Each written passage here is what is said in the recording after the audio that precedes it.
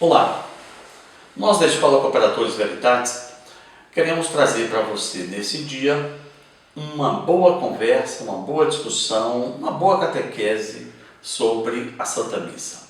A Santa Missa é o centro da vida do católico. Por isso é preciso conhecer bem a missa, o seu sentido teológico, histórico, bíblico, não é? Para que você possa viver bem a sua fé católica. E de uma maneira bem pedagógica, a gente também quer passar pelas várias partes da missa, do modo que nós temos hoje, explicando gestos, posições e qual o significado daquele momento. Então, uma catequese ampla para a gente poder conhecer e bem viver, melhor viver, melhor participar desse sacramento. Então, Jeová, a primeira questão é definir a missa.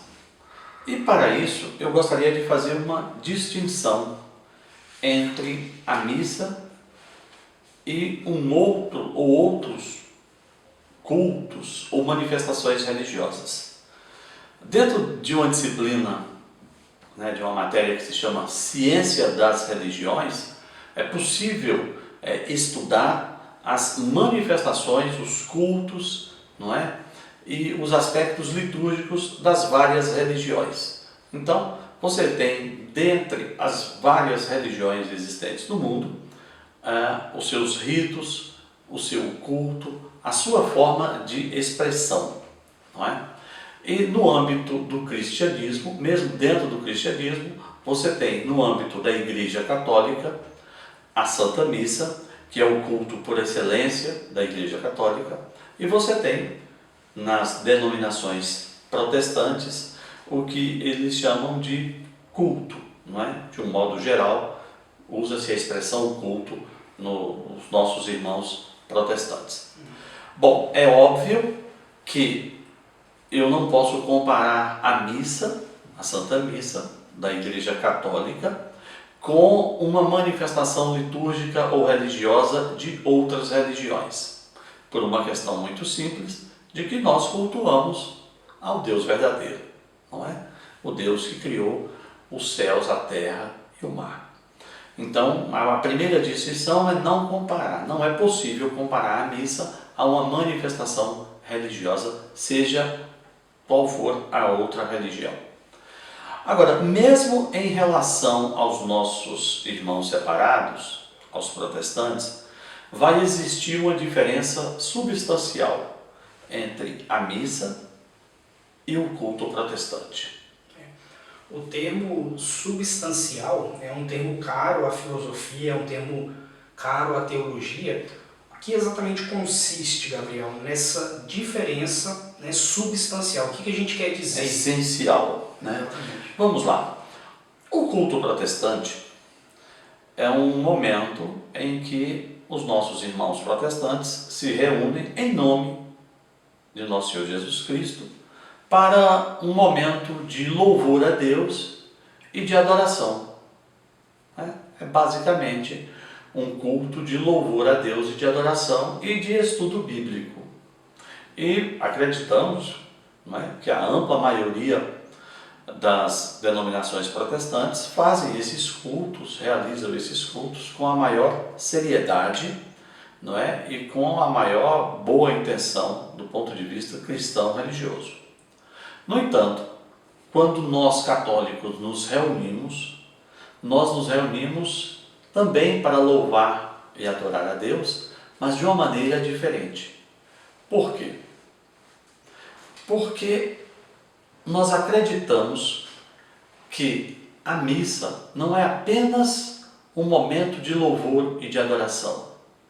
A missa é um momento em que nós estamos diante da realidade vivida por nosso Senhor Jesus Cristo na sua paixão, morte e ressurreição. Com outras palavras, a missa é uma forma de estarmos diante de Cristo quando Ele sofre a paixão, quando Ele é preso, quando Ele é crucificado, morto e ressuscitado. Ou seja, a missa nos possibilita viver realmente, substancialmente, aquela realidade que Nossa Senhora e que os apóstolos vivenciaram com Cristo naquele momento histórico. Então, né, podemos dizer em outras palavras que dentro das denominações protestantes nós temos uma espécie de uma representação, uma espécie de talvez teatralidade daquela ceia, né? Ali se trata de um reunir-se como se fosse um jantar, fazendo uma breve recordação. Exatamente. E do outro lado, né, dentro dessa realidade sacramental, então a gente tem algo como um deslocar-se do nosso tempo e nos situar num episódio que aconteceu historicamente, mas se atualiza. Exato.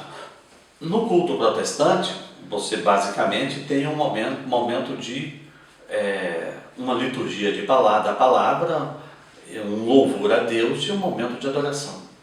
Uma vez por mês, às vezes quinzenalmente, dependendo da denominação protestante, pois são várias, existe um culto específico que eles chamam de Santa Ceia, onde eles partilham um pedaço de pão e um pequeno cálice com suco de uva para relembrar a morte e ressurreição de Cristo, o corpo de Cristo na cruz e o sangue derramado.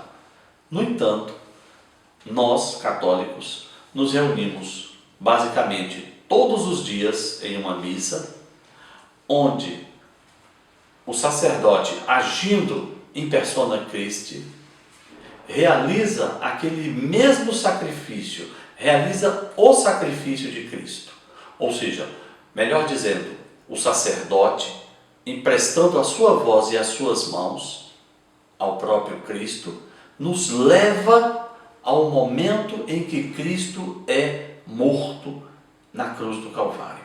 A missa não é uma teatralização, não é uma reprodução, não é uma repetição. A missa é a transposição da nossa vida para o Calvário, é estarmos diante do Calvário novamente. Eu me lembro, Jeová, que numa missa de Crisma, na paróquia Nossa Senhora das Dores, um padre do Instituto Bom Pastor, era uma crisma de adolescentes, e ele então usou uma linguagem cinematográfica para dizer o seguinte: a missa é como um portal no tempo, que nos transporta ao momento em que Cristo está no Calvário, dando a sua vida por nós. Então, não é sequer voltar ao passado, porque nós temos de lembrar que para Deus não existe tempo, né? Nós é que estamos presos ao tempo. Nós não temos o instante passado e não temos o instante futuro. O instante passado já passou, o instante futuro ainda não chegou. Nós só temos este instante. E o nosso famoso e conhecido sacerdote jesuíta Karl Rahner vai dizer que a eternidade, o tempo para Deus é um instante eterno, ou seja, Deus não conhece o tempo, então é um instante eterno.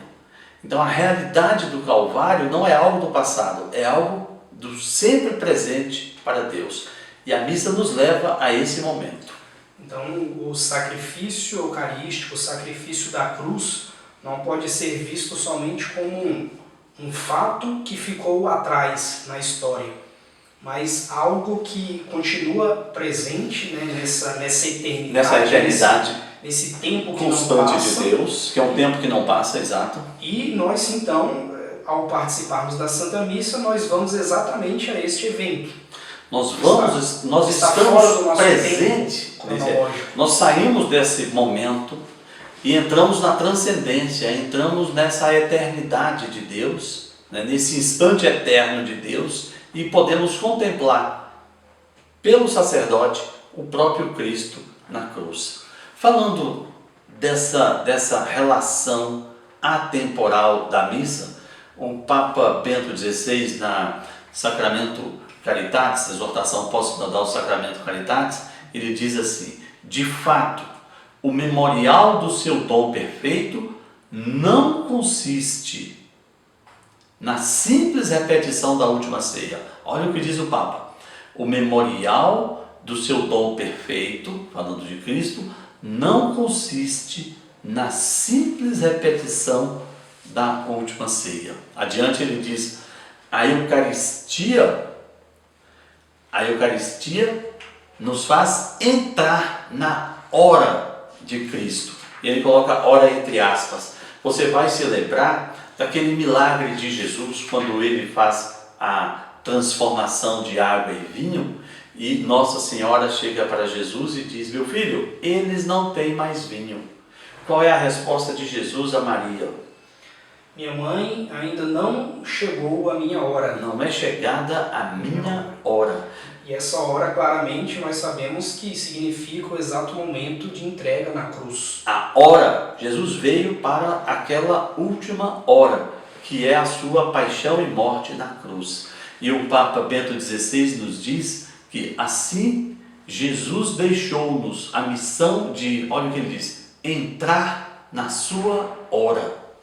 É isso que a missa proporciona. A missa proporciona que nós, que não vivemos historicamente aquele momento da paixão e morte na cruz, podemos agora entrar naquele momento, entrar naquela hora verdadeira de Jesus e vivermos a sua paixão, morte e ressurreição. Eu acho muito boa essa figura cinematográfica do padre do IBP, quando ele diz que a missa é como um portal. Mas não é um portal para nos levar ao passado, é um portal para nos tirar da relação espaço-tempo e nos levar para esse instante eterno, para o tempo de Deus, onde passado, presente e futuro são uma única realidade.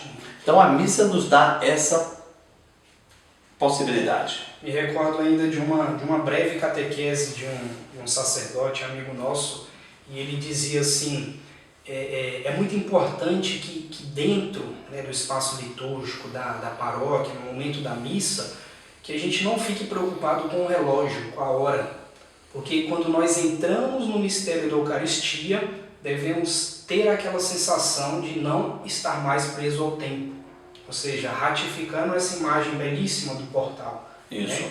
O catecismo, em pequenas palavras, né, só coroando aqui o que nós estamos falando, ele nos diz, né, que o memorial não é somente uma lembrança dos acontecimentos do passado. E ele continua, a celebração litúrgica desses acontecimentos os torna, de certo modo, presentes e atuais. Então não é ficar preso ao passado. Não é uma representação do passado, mas é viver aquele momento como algo atual, como algo presente, como algo que está acontecendo agora.